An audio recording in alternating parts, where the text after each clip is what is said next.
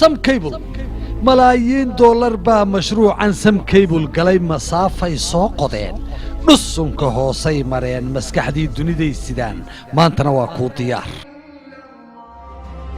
انتا داتمي قنو معني فايبراد هشي مدوين دورينيين سم كيبل كم مشغول سنايد markiiba wuu iga go'iyo mushkilad iyo mala wax dhiba qiimahooduna waa macquul dunidu halkay maraysa iyo casriga iyaga metela maankiyo qalbigaba ku hay hamoogaan Sam Cable abi Sam Cable